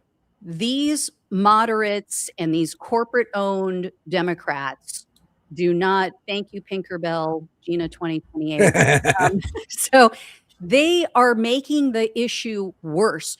They are actually turning people toward Donald Trump because they don't do anything for the people. They don't help people. They don't make their lives meaningfully better, substantially better in any meaningful way.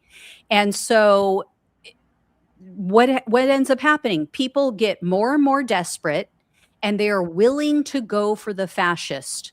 They're willing to take anyone who throws them any kind of line that, I'm going to do it for you. I'm going to do something. Yeah. I've said this before on the show. They're a drowning person, and they're going to go with anyone who throws them a life vest. Yes. Anyone who throws them a flotation device. And we have to make sure that we are there too with the flotation, because that's what Zoran did. Zoran went and talked to Trump voters and said, why'd you vote for Trump? Why'd you vote for Trump and then voted for Biden and then voted for Trump again? Like, what is this? Because it's not a deep ideological, I'm a white supremacist, I will vote for whatever Republican they put in front of me because I want that project.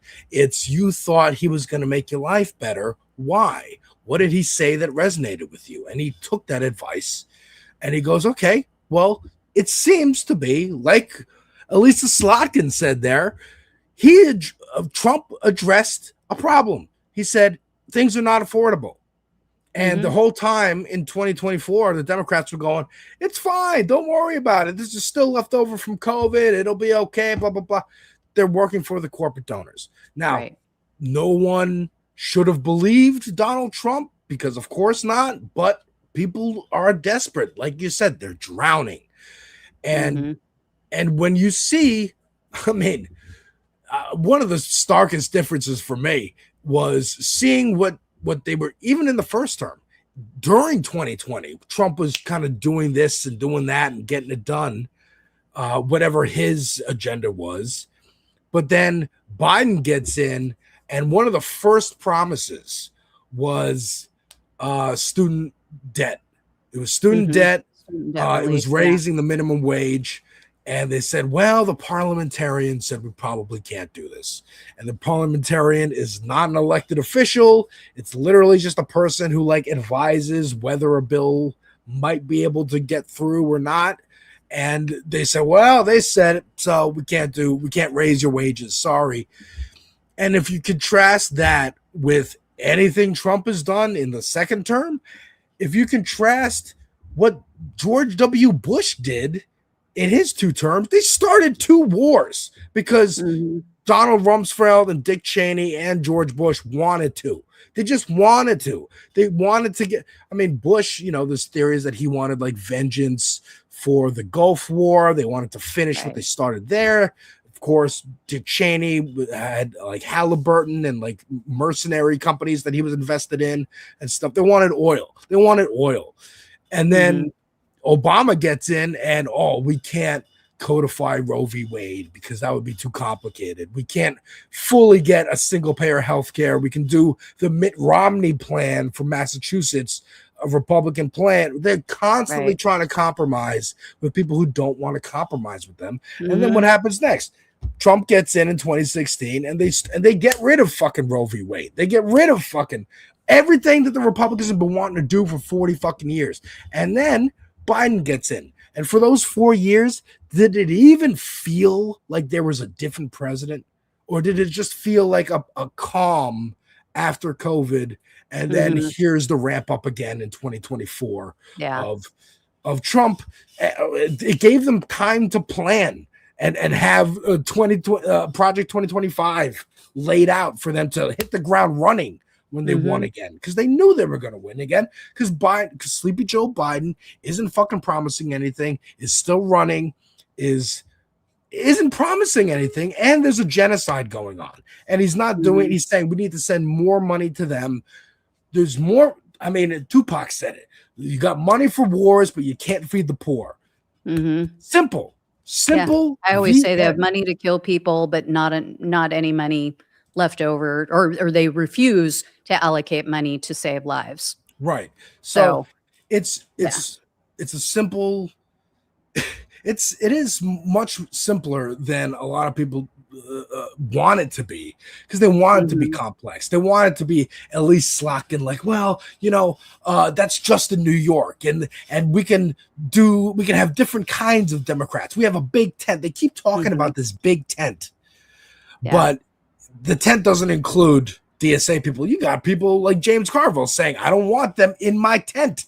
Get them out of my fucking tent. Yeah. And I go, a tent needs tent poles. You need things that we do not compromise on. These are the important tenets of our movement, of our party. Anyone who agrees with that can come in and we can find compromise across that. But if you don't agree with these tent poles, then get the fuck out of here. then you're on the bulwark. You're Lincoln Party. You're James Carville. You're Stephen A. Smith. Get on board. I mean, here's the thing. If James Carville was right, why is the Democratic Party in such shitville as far as their approval rating right now? Right. I mean, it's down below 20%. And, it's like, and the you're socialism is obviously up. not cutting it. You are Yeah. obviously not doing it for the voters, or you wouldn't have such a low approval rating. I mean, it's way lower than Donald Trump's, and his is in the dirt. Yeah. So And it's just, they just also don't want it to be. They're so stuck in their ways of this is the 90s, it's post history, well, they it's treat West us Wing. like children. Like, Yeah. we don't know. They Yes. know. They're the smart ones. They're the ones Jamie that have all Harrison. the experience. And if we little pea brains could only understand what they know, then we would understand why it's impossible to give us health care when every other nation, every other developed nation has found a way to do it.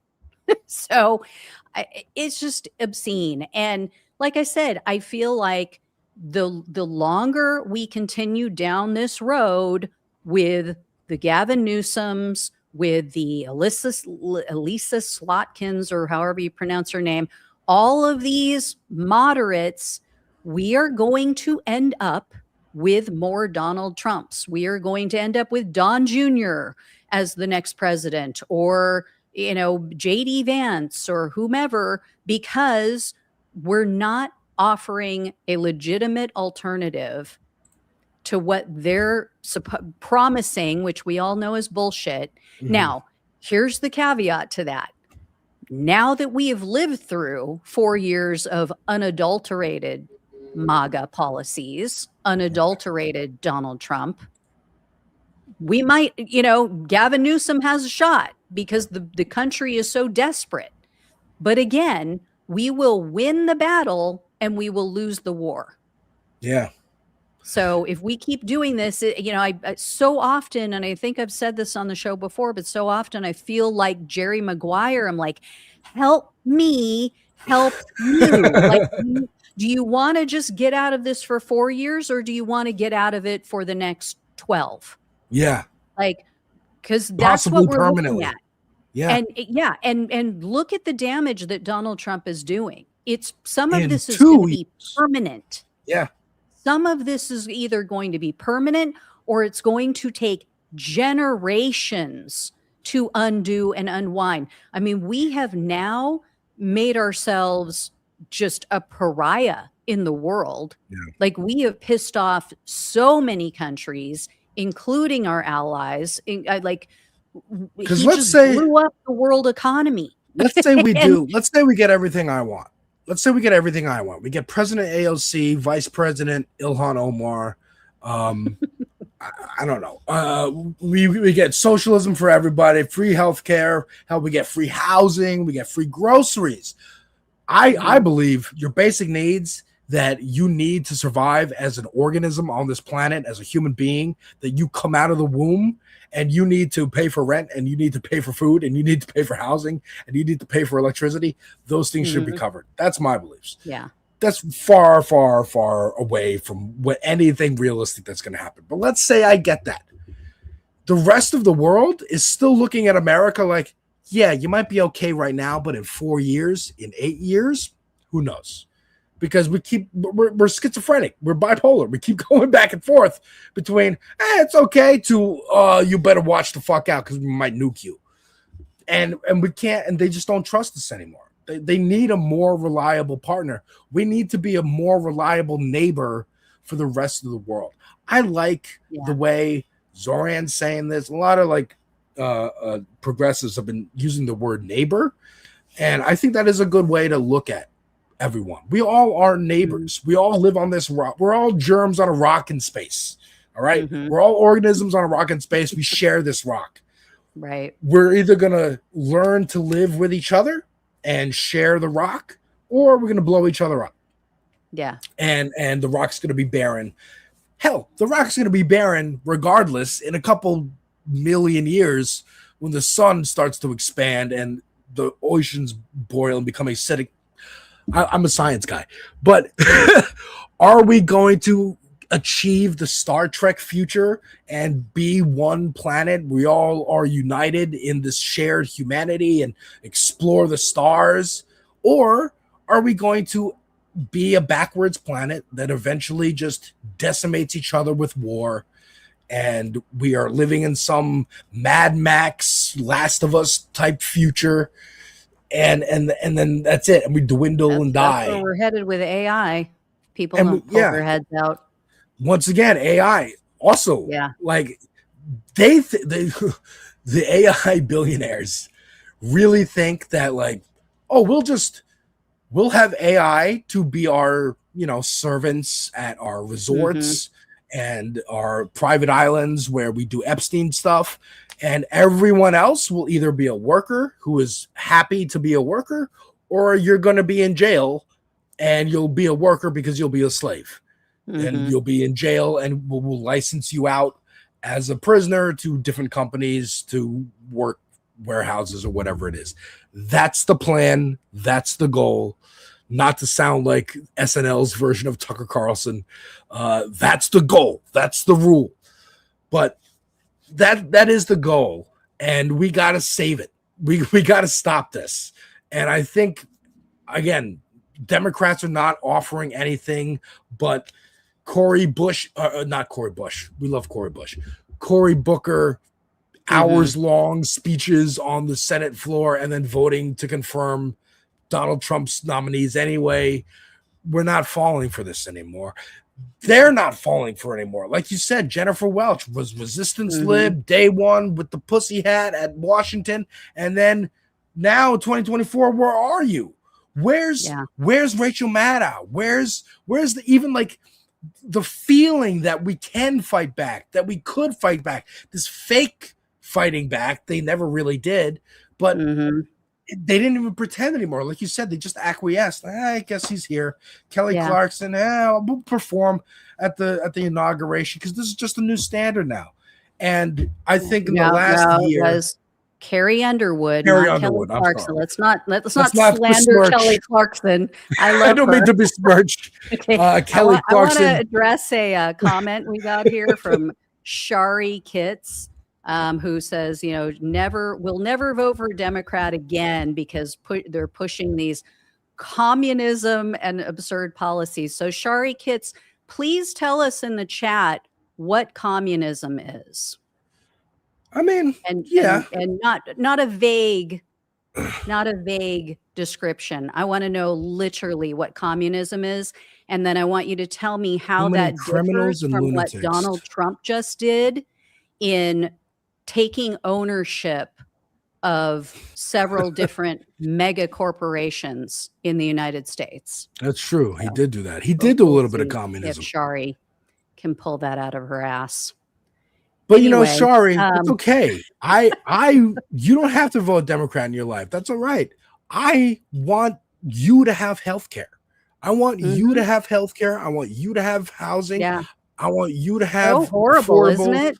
Education. So horrible that we would want someone like Shari to be able to take time off and be paid for it, or to have children and not have to spend, break the bank 50% of her paycheck every week for childcare, or to actually have health care so that if she gets sick, needs to, or wants to have children, it's covered. And doesn't. It was wild.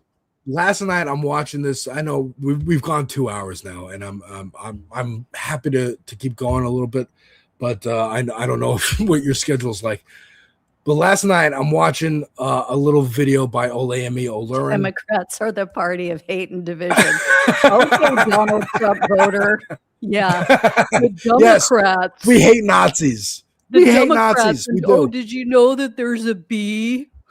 We did, Donald, but you just figured that out apparently. I'm watching a video from Olemi about this girl who escaped her family. Her parents have 11 kids, basically trying to start a cult on their own, keeping them isolated from the world. It's a terrible, horrible situation.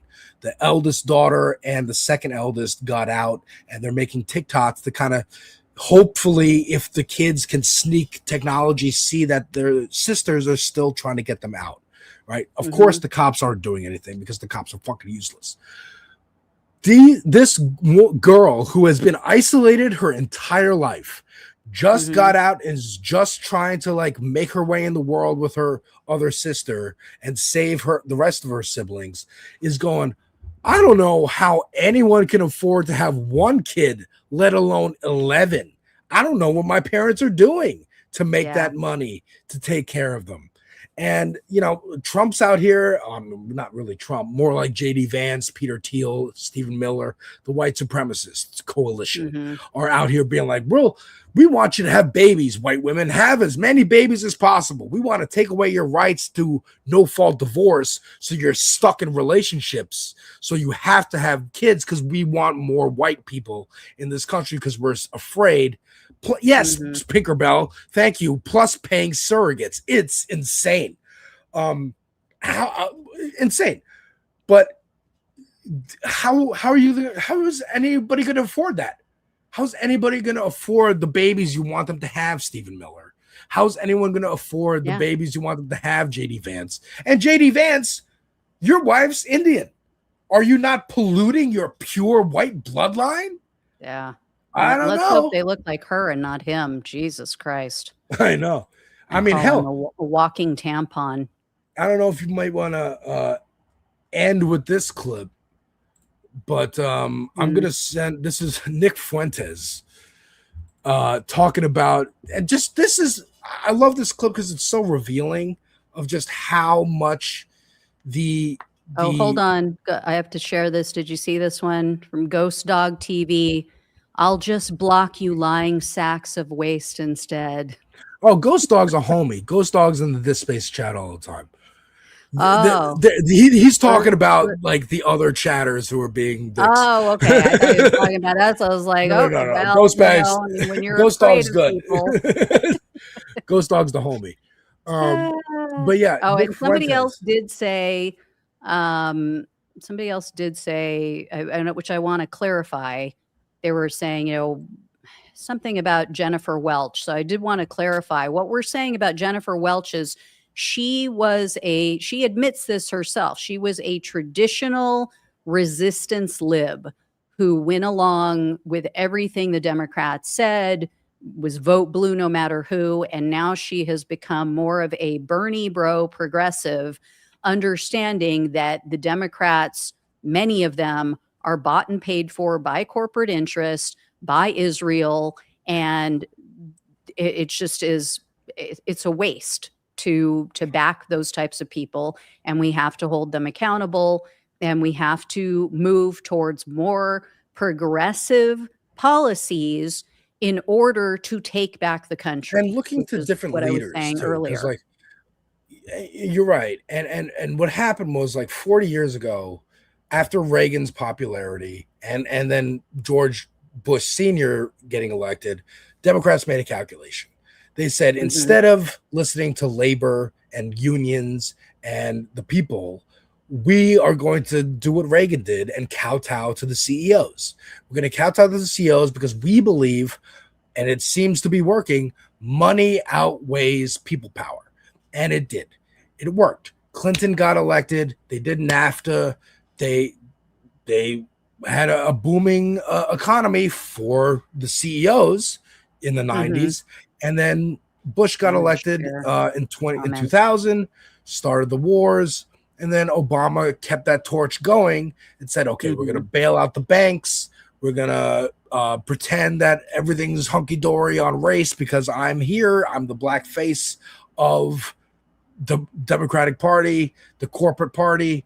And I think that's what killed the movement, because In 2010, the Tea Party came to be. And at the same time, Occupy Wall Street was happening. Both different sides with the same kind of complaints. Shit is unaffordable. We're not getting paid enough. Tea Party was blaming immigrants and brown people and women, as they do. The Occupy Wall Street was blaming Wall Street and the corporations and CEOs. The Democrats crushed that opposition by, I think, having Obama in the White House really helped, because they could point to Obama and go, well, look, we got the cool black guy.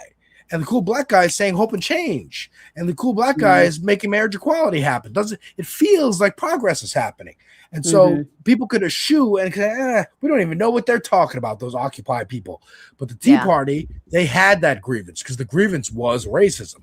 And so it worked up. And then the Republicans, they had nowhere to go. They tried in 2012 with Mitt Romney. They said, okay, the Tea Party wave happened in 2010 in the midterm elections, but for the presidential, we're not going to go that far. We're not going to have Sarah Palin, who really was the one who peaked, like the mask was coming off with her. She was the OG crazy. Yes.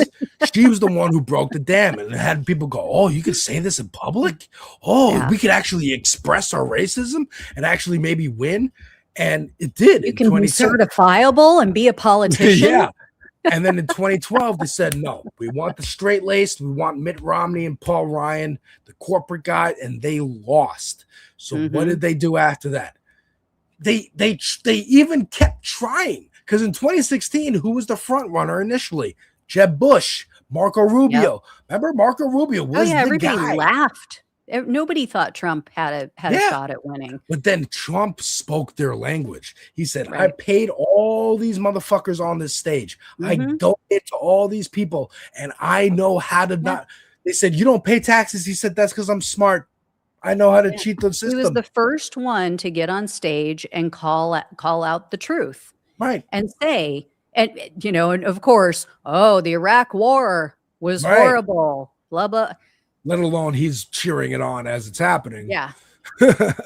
But yes, that's the crux. And now that 2024 has happened and the Democrats aren't even feigning like they're fighting, now I think that energy from the Occupy that was always there and it kept going. It was hurting. It was beaten and battered by the right wing, but also the Democratic Party and the conservatives in the Democratic Party. Yeah. But it kept going. It didn't die. It kept going. And then Zoran got elected mayor at the same and gave the speech on January 1st, the inauguration speech in the same park, in Zuccotti Park in New York, where Occupy happened a decade earlier. It's very symbolic. It's very amazing. And it's continuing. The momentum's not going away. Elisa Slotkin, Hakeem Jeffries, they can all say this is just New York. We'll see about that in Colorado coming up soon with Kiros. We'll see about that in Michigan with Abdul El Sayed. We'll see about that in some of these other races in the midterms. I love this whole thing. Oh, well, it's only these, dark blue areas where these democratic socialists where they can get a foothold and blah, blah, blah. Okay, well, seems to me that across the country, people want to be able to afford to have a life. Yeah. Not even be wealthy, just to pay their bills, to be able to move out of their parents' house when they become, 20 years old or 25. I would like to do the same. And, I mean, when you can't even do the basics that we could do as kids when, my generation, because I'm older than you, we're 18, 20 years old. Yeah. I mean, I've said before, I, as a 24-year-old single mother making $22,000 a year, paying over $400 a month for childcare, was able to buy my own condo, was able to buy a 1-bedroom, 1-bath condo Now, Seems like another I had language. to sleep in the living room. That was my room. And my child got the bedroom, but I was able to do that.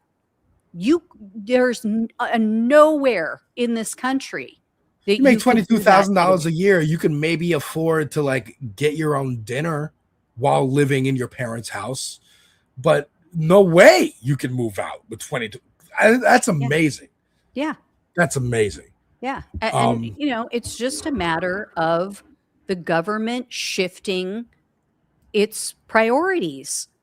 Let's not keep bombing countries in the Middle East. Let's not keep giving bailouts to corporations. That's all we're saying, and I've said it before too, that everybody tries to frame it as, oh, these democratic socialists, these progressive, they want everybody else's money. They want, something for free. No, we pay taxes. Yeah. I pay a shit ton of taxes. We want our taxes to actually benefit some us. of that to actually do something for me. Yeah. For me and my community.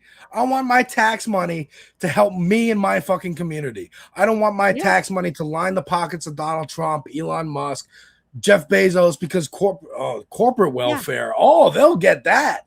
We can have all the money in the world to give to corporations or to bomb babies overseas. But to actually help people here in the country, nah, we can't afford that. Nah. No. Not when we're sending billions of dollars to Israel every year, and their people get to go to college for free, and they have all of their health care covered, and yet we don't. Why are we sending them billions of dollars every year then? It's crazy. It's crazy. Yeah. Oh, and somebody just mentioned in the chat, no bailouts for socialist farmers too. Abso-fucking-lutely, especially when they constantly vote for the Republicans. Right. Who are opposed to all of this. But then every time something goes wrong, every time something goes haywire, Dean says he's got to go. Bye, Dean. Thanks for joining us. Every time something goes sideways, the farmers get a bailout. And I was saying, there was somebody in my comment section the other day who was saying, this one person, I don't know where they saw it, but was buying all of this junk food, soda and chips and candy and blah, blah, blah. And it's like, I look dumb as fuck. Okay. It's all right. You don't have to just... You're helping us in the algorithm. Thank you very much for commenting. Well, if these people only understood how I grew up and that I literally don't give a fuck what they think of me, it's like... I've had people I actually love and care about say the worst things you could possibly imagine to me. So it's like, if that's you why comment sections on the internet, I love you. Thank you very much for commenting. I appreciate you. If you think you matter. I'm sorry. Finish what you were saying. Good luck with that. Anyway, but yeah, they were saying, oh, this person's buying all this junk food, blah, blah, blah. And I'm like, well, you do realize that is the cheapest food in the store. Right. Because we heavily subsidize the corn industry, which everything you go read the label on any packaged food, almost you're going to see corn syrup, high fructose corn syrup. If you want to look at the sugar industry, we heavily subsidize that. We heavily subsidize the dairy industry. That's why if you go look at packaged foods, almost every single thing has some form of dairy in it. I mean, here's the thing. So this is why we're paying taxes so that we can be poisoned. Yeah. We're literally saying, here's my money. Will you use it to poison me with it? And that's the thing. I'll end with this because I think this is a great first show that we pulled off here. Thank you everyone for showing up, kind of impromptu, to the very first episode and very first edition of Aunt Flo Fridays featuring the Devil's Advocate. I'll say this: you're very into health and fitness and health food, and RFK was kind of all about that, and we talked about RFK a little earlier in the show. If you want to fix that, Mhm. We have to fix all the red tape that's been, it's band-aids. It's all band-aids slapped on over time of like, well, here's a problem here, then slap a band-aid, and then slap a band-aid on that band-aid, and a band-aid on that band-aid. All that Zoran Mamdani is doing, all he's doing is starting to peel those off and go, okay, what's the actual root problem here? What's the root problem here? How can we address that? And addressing it. That's we all. have to get rid of the lobbyists. Yes. Yeah. We'll go into the lobbyists on the next rid episode. Of that. We're sharpening guillotine for those. I worked in the FDA, and now I'm going to go be a lobbyist for the same companies that I once was overseeing their work, and then I'm going to go back again. The government. Didn't they get like an oil executive to be in charge of the EPA in like the first term? It was like ironic like that. He would appoint like oil executives at the EPA. Oh, yeah. And then like, school choice people to be in charge of the education department. Like it was a joke. It was just middle fingers. That's the thing though. And this is what I need Democratic voters to understand. It's not just Trump who does that. Yeah. And you have people who will work who will go to work for the FDA, and then they leave, and then they go to work for the same companies that they were just reviewing their work. Yeah. And you wonder how shit gets approved. And if you look back over our history, you see it so clearly. Why were they allowed to push cigarettes? Why were we, all convinced that, smoking is healthy for you? You look at some of the stuff in our food, you wonder why we were allowed to have asbestos in our homes, why we were allowed to have lead paint. The children then were chipping off of their playpens and eating. It's the same ethos. We're going to break stuff. Sides that do this. And until we get money out of politics, that is the root of all evil in politics. Yes. Period. Hands down. Once that is gone, everything else will flow from that. Everything else will unwind from that. With good work. Because we still need to fight. We still need to work. And we're on it. Yeah. Gina, but think about it. We'll have better people. We will have better representatives in Washington if we get money out of politics. Because not right about now, electoralism. The system attracts the Newsoms of the world, the people who are greedy and have no principles and only care about lining their pockets. Once you implement no more money in politics, only small dollar donors, the only people who will apply for the job are good people who actually want to do work for we the people. Yes. So Thank you, it will Gina. solve itself. I think that was a perfect way to wrap that up. Exactly. The money in politics is the root of all evil. And look, electoralism isn't the only route. It is mutual aid. It is helping your community. It's just talking to people in your neighborhood. Hey, what do you think about this? Do you want to fix this? I think we should go support this candidate here. Or maybe let's bring some clothes to these people that we know need them. School supplies are super expensive. That's back to school time is going to start happening again. Let's help the teachers at our local high school get some pencils, get some coloring books, get some it is about that, because you do those small acts and they compound. I point to Kat Abagazala, friend of me, friend of the show in Illinois. She ran for Congress. She didn't win, but she used her run to show how you could run. She turned her campaign office into a mutual aid hub. If you needed clothes, if you needed pencils, if you needed something, you could go to her campaign office and they would give it to you for free. If you wanted to donate, you could go bring it there. She posted a video the other day. We have a problem. We have too much stuff. We need a bigger space. Yeah. She is now she lost, right? She lost her race. That's okay. Yeah. She's using that clout that she got to do what Hassan's doing, spotlighting other candidates around the country. And you don't even have to run for office to do something like that. Like I used to do this every year for my birthday. I would do what we called a big give party.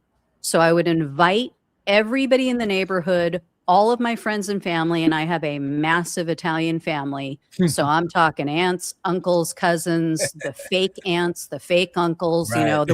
the ones Ones who you just just have call been around friend. from the Yeah, yeah, beginning that we call aunts and uncles, because that's what you do when you're Italian. And I would tell everyone, okay, I would pick one human nonprofit, like something that helped battered women. And then I would pick an animal nonprofit, so that wherever your heart lies, whatever you feel, compelled to care about and give towards. And I would say, these are the two I'm supporting this year for my birthday. Do not bring me a gift. I want you to bring something for one of these two. Look, here's the list that they have on their site of what they need right now. Or you can go to their site at this link and make a donation if it's easier for you to just donate money.